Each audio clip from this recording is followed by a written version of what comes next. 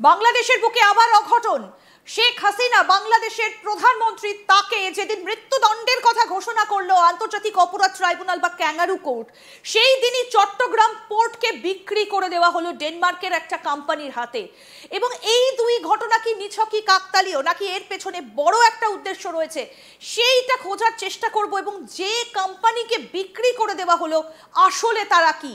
তাহলে কি শেখ হাসিনাকে মৃত্যুদণ্ড দেওয়া আর ইউএস এর ডিপ স্টেটকে চট্টগ্রাম পোর্ট বিক্রি করে দেওয়া, এই দুটোর মধ্যে কোনো যোগসাজশ রয়েছে, কোনো মিল রয়েছে? আসুন আপনাদের একটু দেখাই যে কাদের কাছে বিক্রি করে দেওয়া হলো চট্টগ্রাম পোর্ট। চট্টগ্রাম পোর্ট যে বিক্রি করে দেওয়া হচ্ছে তার একটা ইঙ্গিত মোহাম্মদ ইউনূস অনেক আগেই দিয়েছিলেন। ডেনমার্কের একটা কোম্পানি মায়েস্ক, তার হাতে এবার তুলে দেওয়া হলো চট্টগ্রাম বন্দর। আর এই মায়েস্ক আসলে কার, কি ষড়যন্ত্রের জাল রয়েছে পেছনে, এই সমস্ত বিষয় নিয়ে আলোচনা করব। বাংলাদেশের বিশিষ্ট আইনজীবী নিঝুম মজুমদার আমাদের সঙ্গে রয়েছে। দাদা, আপনাকে স্বাগত জানাই আজ তাক বাংলায়। যেদিন শেখ হাসিনার এই আন্তর্জাতিক অপরাধ ট্রাইব্যুনাল বা ক্যাঙ্গারু কোর্ট মৃত্যুদণ্ডের সাজা ঘোষণা করলো, সেদিনই চট্টগ্রাম পোর্ট তুলে দেওয়া হলো ডেনমার্কের একটা কোম্পানির হাতে। এই দুটো কি কোন রকম ষড়যন্ত্রের জালের এক সুতোয় বাঁধা, নাকি নিছকই কাকতালীয়?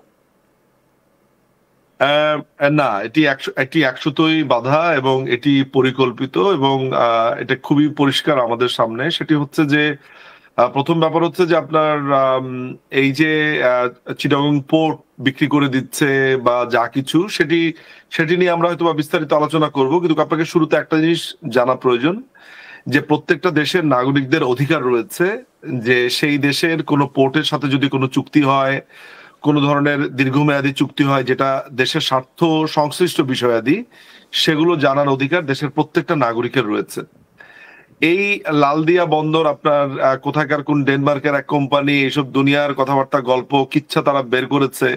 30 বছর মেয়াদি তারা চুক্তি করেছে, আরেকটা জায়গাতে তারা করেছে 33 বছর মেয়াদি, সেটা কেরানীগঞ্জের। আমার কাছে ডিটেলসটা আছে। এই 33 বছর একটা, আরেকটা হচ্ছে 30 বছর মেয়াদি, তারা এরকম একটা বন্দর দিয়ে দিচ্ছে। এবং সেটার পূর্ণ চুক্তিটা আমরা দেখিনি। চুক্তিতে কি বলা রয়েছে না বলা রয়েছে, কত টাকা পাবে, কন্টেনার বেস কত টাকা পাবে, এইখানে জনশক্তিটা কোত্থেকে আমদানি হবে, কিভাবে হবে, এগুলোর আমরা কিছুই জানি না।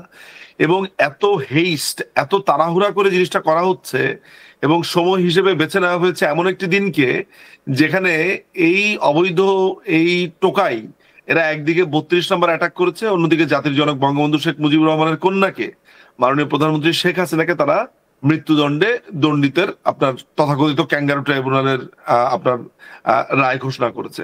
ফলে এই দুটো ডামাডোলে আজকেই তাদেরকে করতে হচ্ছে। কেন করতে হচ্ছে, প্রশ্নগুলো সামনে এসেছে। এবং বাংলাদেশের মানুষ কিন্তু একেবারেই জানে না যে কি হচ্ছে আসলে, কাদেরকে দিচ্ছে, কে পরিচালনা করবে, কেন পরিচালনা করবে। ফলে স্বাভাবিকভাবে আমার কাছে মনে হয়েছে যে এই জিনিসটা পরিকল্পিত এবং সেই মেটিকুলাস ডিজাইন প্ল্যানের মতো সবকিছু আগের থেকে পরিকল্পনা করা, কোনটার পরে কোনটা হবে, কোনটার পরে কোন জায়গাতে যাওয়া হবে, এতটুকুই। একদম। দাদা, আপনি আমাদের সঙ্গে থাকুন, আমরা একটু দেখাই এই যে ডেনমার্কের যে কোম্পানিটার হাতে তুলে দেওয়া হলো চট্টগ্রাম পোর্ট, তার মধ্যে কারা রয়েছে। আমি শুরুতে একটু দেখাবো যে এই মায়েস্কের এই যে কোম্পানিটা রয়েছে তার মধ্যে কারা কারা রয়েছে, আনতে বলবো স্ক্রিনে। এই যে দেখুন কাদের কাদের স্টক রয়েছে, আমি একটু দেখাবো যে এর মধ্যে কাদের কাদের স্টক রয়েছে। দেখুন, এপি মোলার হোল্ডিংস অ্যাকাউন্ট, মানে এই যে মায়েস কোম্পানিটা, এই ফ্যামিলি ছাড়া কাদের কাদের স্টক রয়েছে, কত পার্সেন্ট রয়েছে। আমি একটু ওপরের দিকে তুলতে বলবো স্ক্রিনটা, সেখানে দেখা যাচ্ছে যে ফ্যামিলি ছাড়া, অর্থাৎ এই যে এপি মোলার, ডেন এপি মোলার ছাড়া তারপরে যেটা রয়েছে সেটা হচ্ছে ব্ল্যাক রক। আমি এই জায়গাটা একটু দেখাতে বলবো। এই যে ব্ল্যাক রক রয়েছে, তাদের হোল্ডিং কত পার্সেন্ট, সেটা হচ্ছে 2.19%। এবং ভ্যানগার্ড গ্রুপ, তাদের গ্রুপ হচ্ছে 2.04%। অর্থাৎ এই যে মোলার ফ্যামিলি ছাড়া, অর্থাৎ যারা এই মায়েস্কের যে মেইন যে ফাউন্ডার, তাদের যে ফ্যামিলি, সেটা ছাড়া সব থেকে বেশি স্টক হোল্ড করছে কারা না, সেটা রয়েছে ব্ল্যাক রক। একদম কারেন্ট আপনাদেরকে আমরা দেখাচ্ছি। দেখুন 2025-এর এই একদম সেপ্টেম্বর অক্টোবর মাসের হিসেব যেটা, সেটা আপনাদেরকে আমরা দেখাচ্ছি এই মুহূর্তে। দেখুন ব্ল্যাক রক রয়েছে 2.19% হোল্ড করছে শেয়ার, এবং ভ্যানগার্ড রয়েছে 2.04%। এবার আপনাদেরকে আমরা দেখাবো যে কোথায় কোথায় এই কোম্পানিগুলো রয়েছে। পরে নেক্সট পেজে আমি যাব, প্রথমে আমি দেখাবো ইউএসএ। ইউএসএ তে রয়েছে কতগুলো না 44টা। দেখুন কোথায় কোথায় রয়েছে আপনাদেরকে দেখাচ্ছি। প্রথমে দেখুন ইউএসএ, এই যে কোম্পানিগুলো অর্থাৎ কান্ট্রি অফ ইনকর্পোরেশন কোথায় কোথায় রয়েছে এবং কতটা শেয়ার হোল্ড করছে, কোথায় কোথায় রয়েছে এই মায়েস্ক, যার কাছে এই পোর্টটা তুলে দেওয়া হলো। দেখুন ইউএসএ তে রয়েছে 44টা কোম্পানি, সাবসিডাইজ কতগুলো কোম্পানি রয়েছে 44টা।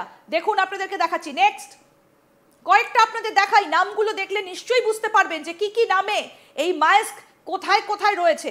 নেক্সট দেখুন মোট 44টা রয়েছে ইউএসএ তে। আমি নেক্সট দেখবো এবার পাকিস্তানে 44টা কি কি নামে রয়েছে, তার মধ্যে কয়েকটা আপনাদেরকে দেখালাম।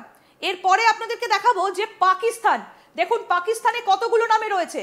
দেখুন পাকিস্তানে রয়েছে 8টা এপিএম টার্মিনালস প্রাইভেট লিমিটেড, এই যে এখানে আপনাদেরকে দেখাচ্ছি।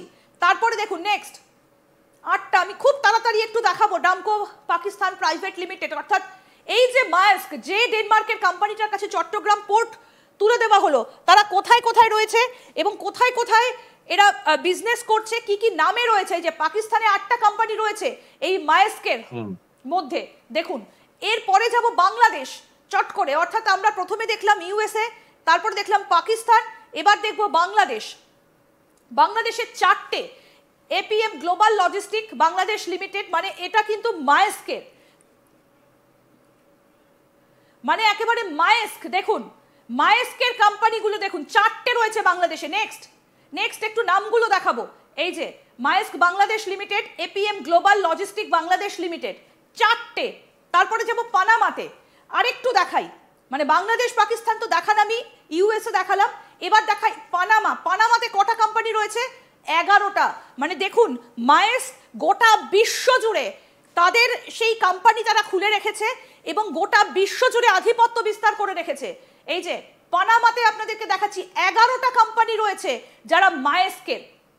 এই যে আপনাদেরকে যেটা বলছিলাম, আমি একটু আগের পেজটায় যাব। এই যে মোলার ফ্যামিলি ছাড়া আর কার কার শেয়ার রয়েছে, এখানে কতটা হোল্ডিং রয়েছে, ব্ল্যাক রকের রয়েছে আর ভ্যানগার্ড গ্রুপের রয়েছে 2.19 2.04। এবার আপনাদেরকে একটু দেখিয়ে দিই যে মায়েস্কের ফাউন্ডার কারা এবং কবে এটা হয়েছিল।